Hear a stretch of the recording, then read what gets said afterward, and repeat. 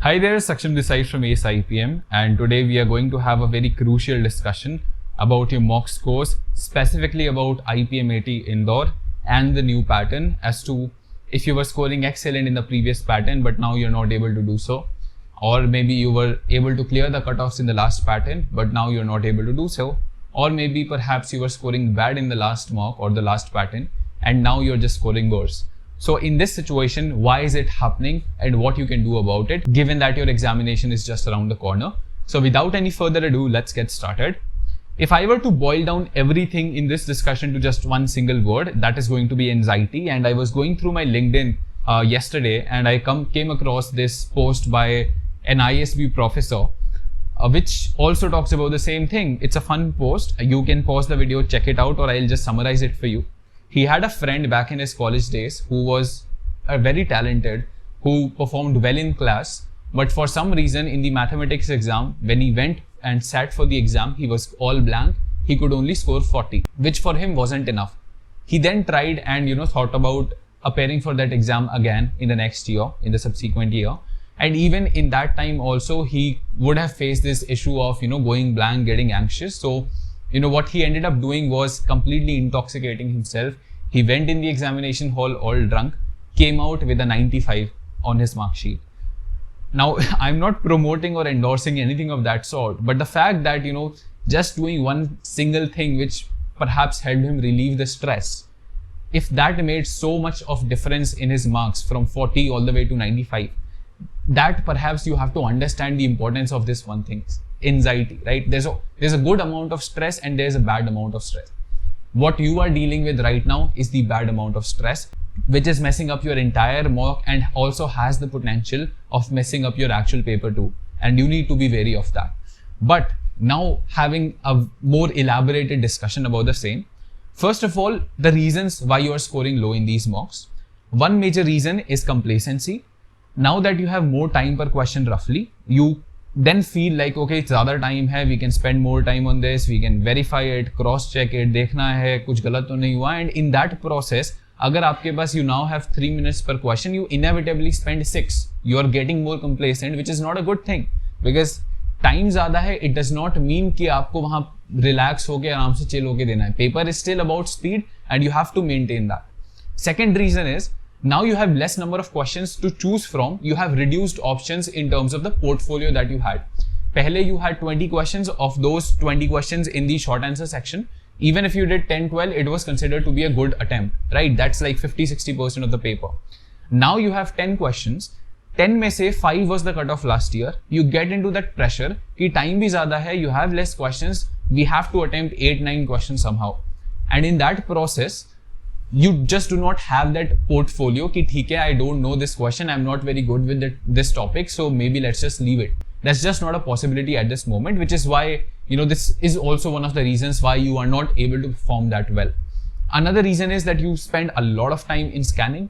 If you have gone through our last video about mock strategy, I'll link it down in the description or in the cards. If you have gone through that and you now follow the round strategy, you've spent 5-6 minutes just on this thing. You have to just scan things, skim through things. You don't have to read everything from end to end. You spend 5-6 minutes doing this exercise. You've already solved 2 or 3 questions. You're now left with 24-23 minutes of time, and you have marked 10 questions for review. Ki okay, I can do these are solvable, I can now do them. And uske baad you have also left other questions which are either hard or they are going to take too much time. In this process, now you have time, now you have filtered out the questions, now you can do those questions. Uske baad bhi you will have time to go to the rest of the questions.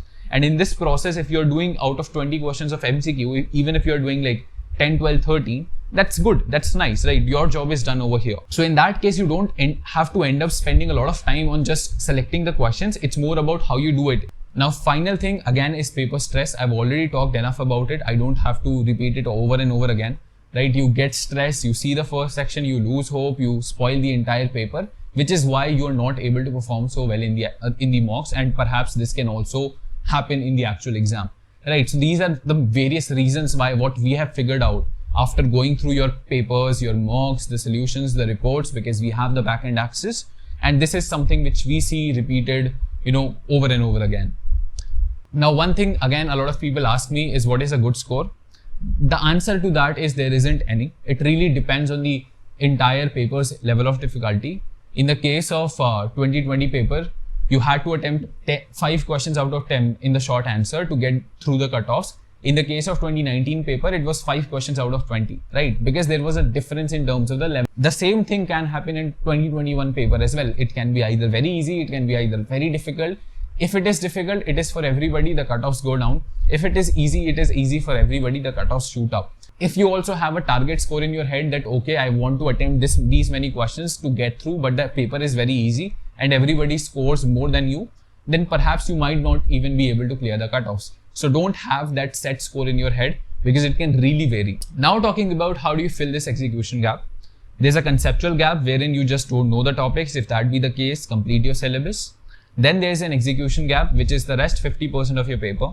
It entails to your strategy, the approach that you follow during solving the paper, and also the stamina of sitting through a 90-minute examination, because it's a very fast-paced exam and a lot of people lose focus midway while giving this exam, right? So how do you fix that? Now, the first point is kind of connected to the last slide, which is losing hope after the first section doesn't go as expected.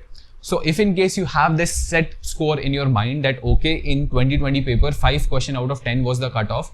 Now I sit through this paper, I want to attempt 8-9 questions. You go sit for that exam, you were able to only attempt 6 or 7. Usme bhi there's a chance that a couple of questions might go wrong.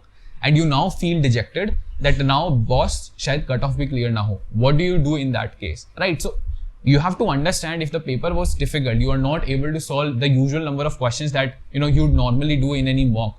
Then the reason is not that there's a fault in you. The reason is that the paper was difficult. And if that be the case, the cutoffs will go down.